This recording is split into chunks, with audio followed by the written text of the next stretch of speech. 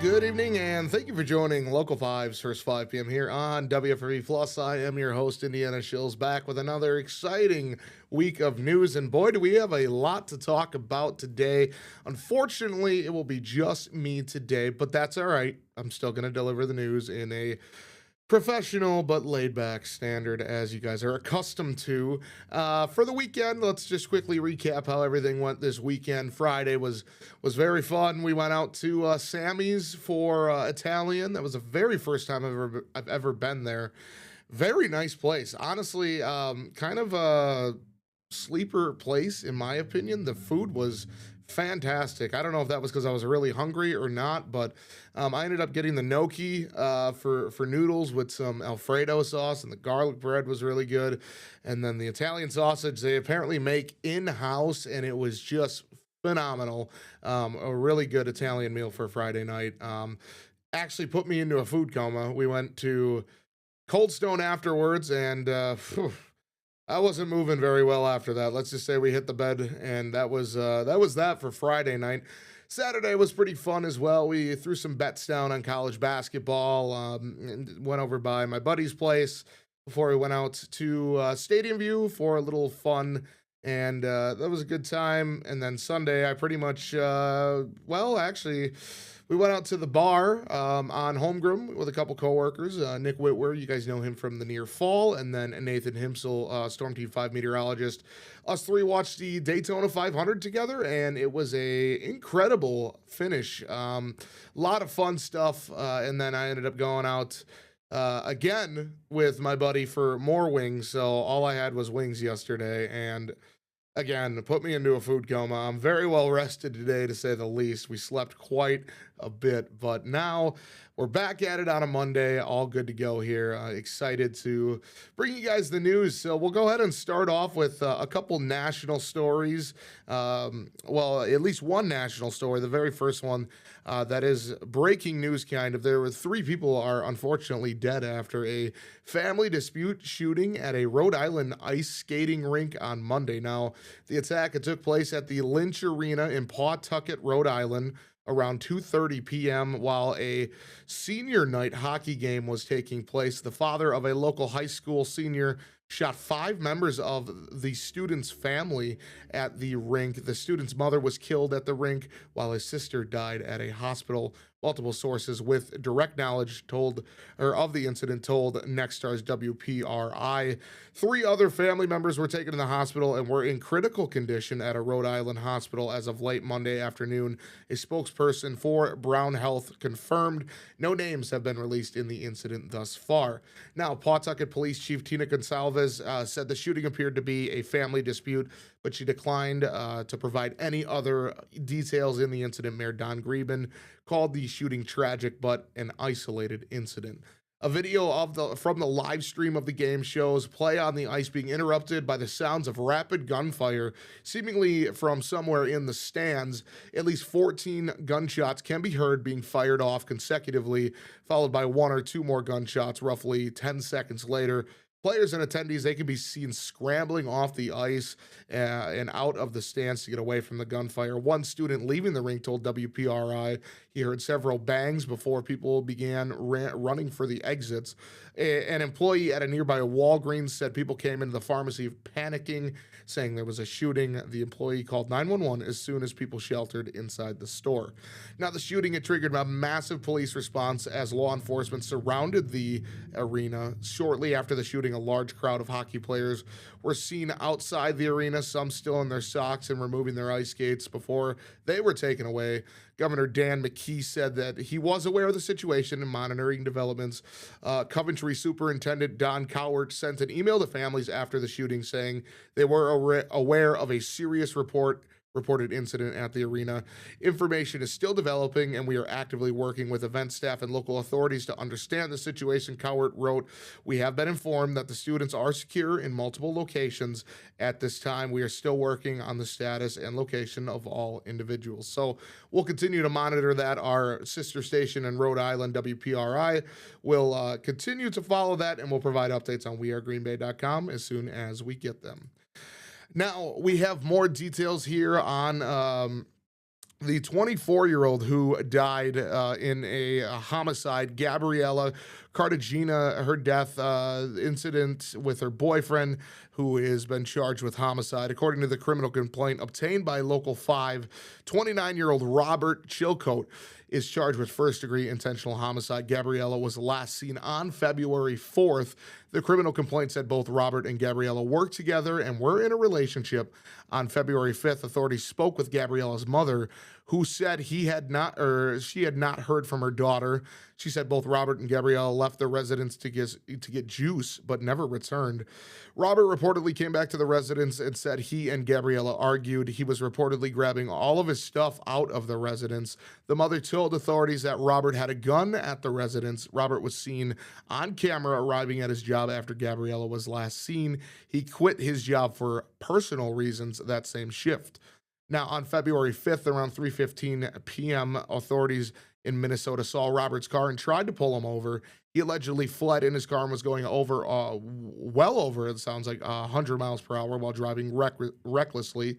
He ended up crashing into a snowbank and was later taken into custody. Authorities found a loaded AR-15 style rifle, 3 pistols, and a shotgun, plus a ton of ammunition in his vehicle. On February 5th, Robert talked via phone to authorities in Marinette. He allegedly told the authorities that it was an accident. Over the phone, he said Gabriella was in Michigan and that he put her in the woods. The complaint said Robert said they were arguing in the car and he tried to scare her with a gun and it went off. Robert told authorities she was bleeding and he was scared and panicked.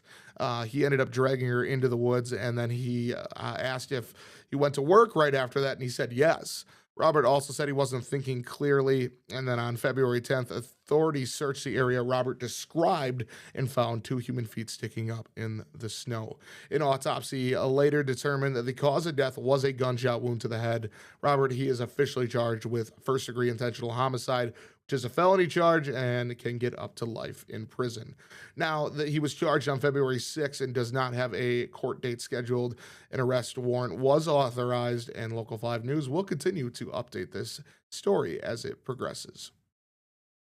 All right, moving on. More national news here. Unfortunately, actor Robert Duvall, he has passed away. His wife announced. Legendary actor and director Robert Duvall, he was 95 years old. He died peacefully at his home, surrounded by love and comfort, on Sunday, according to the statement from his wife of 20 years, Luciana, and an announcement from his publicist. Yesterday was a goodbye to my beloved husband, cherished friend, and one of the greatest actors of our time, the statement from Luciana read. To the world, he was an Academy Award actor, a director, and a storyteller. To me, he was simply everything, she wrote. Now, the Oscar-winning actor's career spans 7 decades, including major projects like To Kill a Mockingbird, Tender Mercies, The Godfather, Apocalypse Now, and then, as you see in here, one of my favorite movies of all time, Days of Thunder. Now, Duvall was the crew chief, Harry Hogg, in that movie. One of, if not, it's right up there with Top Gun for me. Kind of the same story, directed by the same person. I just absolutely love Days of Thunder, being a big NASCAR fan. So there was very, very unfortunate news to hear that Robert Duvall passed away today. Duvall, he didn't have leading man looks, but few character actors enjoyed such a long, rewarding, and unpredictable career in leading and supporting roles. From an inheritant preacher to Joseph Stalin, beginning with his 1962 film debut as Boo Radley, the reclusive neighbor in To Kill a Mockingbird, Duvall created a gallery of unforgettable portrayals. They earned him 7 Academy Award nominations and the Best Actor prize for Tender Mercies, which came out in 1983. He also won 4 Golden Globes, including 1 for playing the philosophical cattle drive boss in the 1989 miniseries Lonesome Dove, a role he often cited as his favorite. And in 2005, he was awarded a National Medal of Arts. So, rest in peace to Robert Duvall. There is way more information that you guys can catch on our website about Duvall's career and everything at wearegreenbay.com. But we'll continue on to the next story. One more before we hit our commercial break. More developments in the Nancy Guthrie case. Savannah Guthrie, she has shared a message to whoever has her mother, Nancy, urging the 84-year-old's abductor to return her to the family via Instagram on Sunday night. In the video, Savannah says, "It's been 2 weeks since our mom was taken, and I just want to come on and say that we still have hope and we still believe. And I wanted to say, whoever has her or knows where she is, it's never too late, and you're not lost or alone. And it's never too late to do the right thing. We are here." Now, authorities, they've been searching for Nancy Guthrie since February 1st, the day she was reported missing to local officials. The Pima County Sheriff's Office and the FBI do not have any suspects or persons of interest in custody and have provided sporadic updates on their search to the public. In the weeks since Guthrie's disappearance, officials have confirmed that blood was found on the porch that matched Nancy Guthrie's. They were also able to recover footage from her doorbell camera showing a masked man carrying a holstered gun to her front door. Days later, FBI called the FBI called the person a suspect, describing him as 5'9", with a medium build. The agency said he was carrying a 25-liter Ozark trailer hitch backpack. On Sunday, the FBI said they found a glove within a few miles from Guthrie's home that appears to match the ones in the surveillance footage. It has been sent out for DNA testing, but frustrations, they continue to grow over the handling of the Guthrie investigation. First, after authorities processed her home prematurely, turned it back over to the family. The Pima County Sheriff, Chris Nanos, later admitted that may have been a mistake. A pizza delivery man was also able to walk across Guthrie's property amid the active investigation. The Pima County Sheriff and the FBI had announced earlier phone numbers and websites to offer tips. Over 1,300 tips had been submitted since February 1st, while the Sheriff's Department said it's taken at least 18,000 calls. Now, meanwhile, the Guthrie family, they have appeared in Instagram videos pleading for their mother's safe return, saying, bring her home. That was what Savannah said in her latest video. It's never too late to do the right thing. So, more active developments on the Guthrie case. We'll continue to follow that, and we'll provide you the latest as soon as we know them. So we're going to head to our first commercial break. Just want to say thank you guys so much for tuning in to First 5 p.m. here on Indiana Shills. I'll be back in just 1 minute.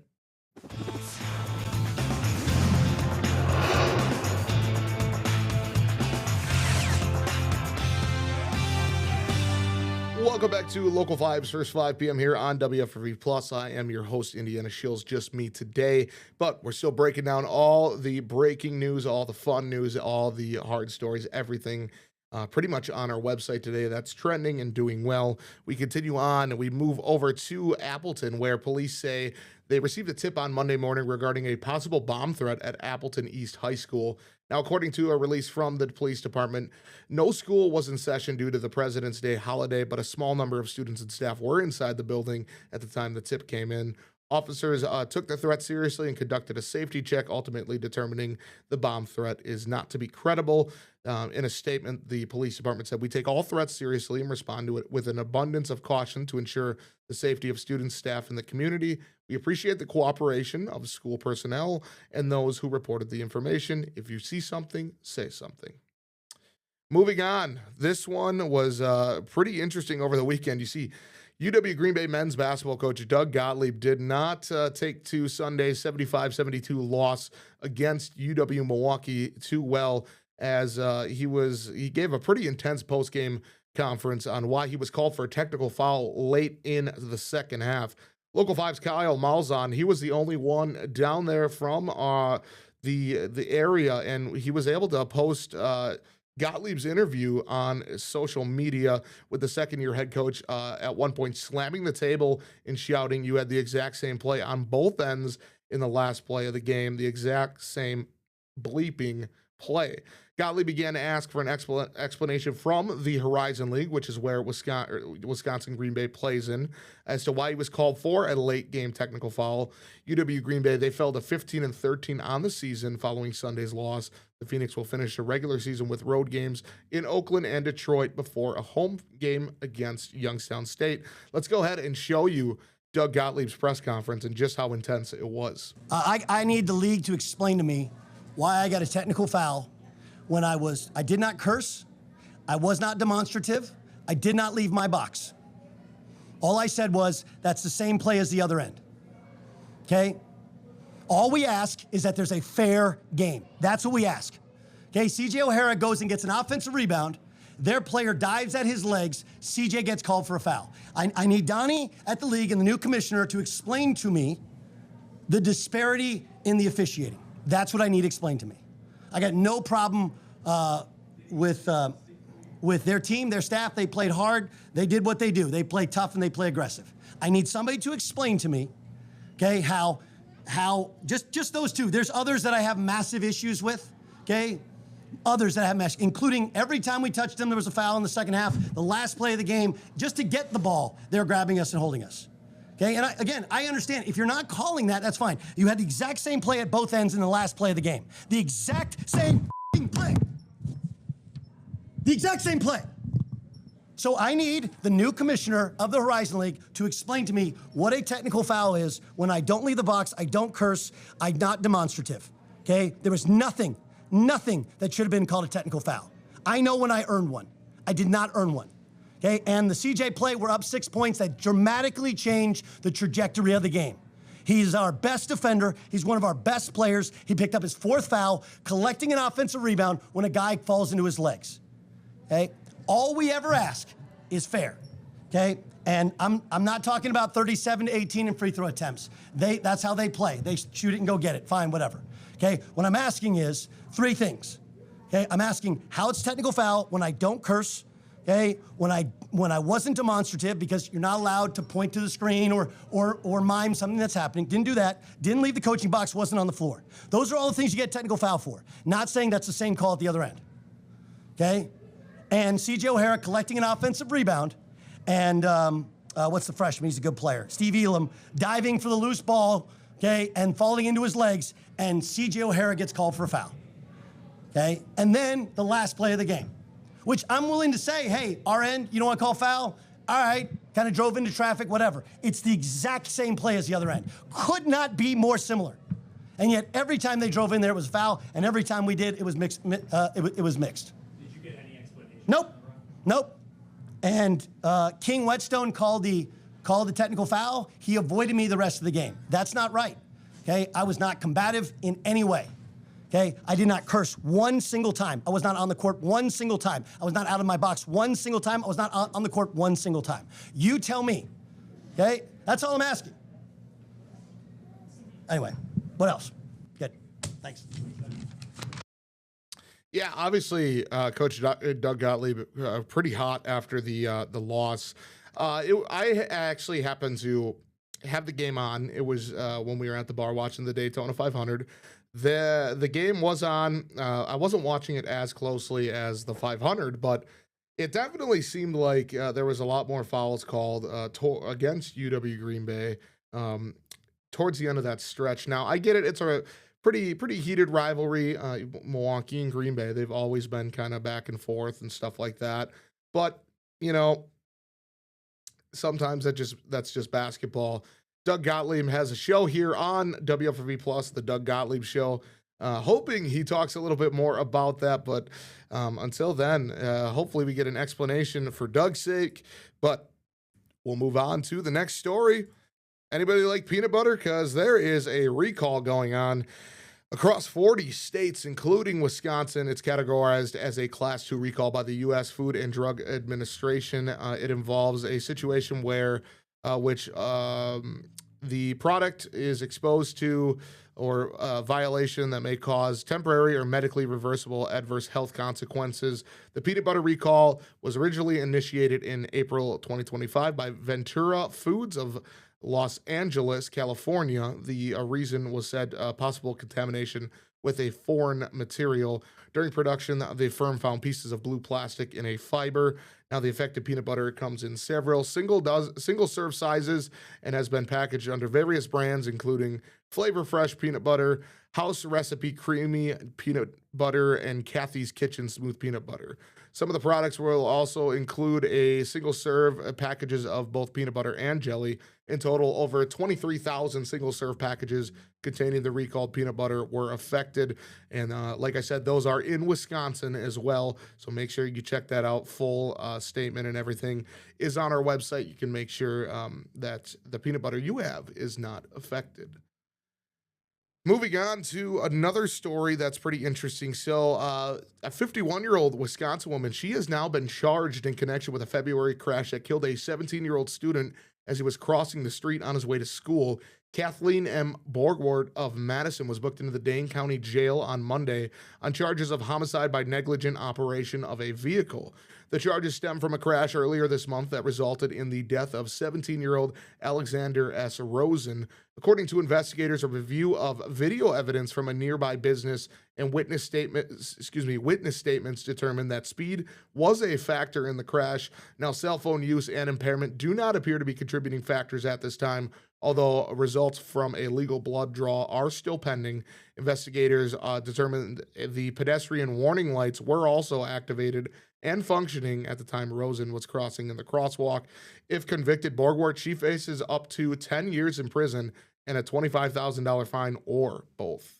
All right, we're going to head to our final commercial break. When we come back, a couple more stories to break down before we send you off on your way. You guys stay tuned. I'll be back in just 1 minute.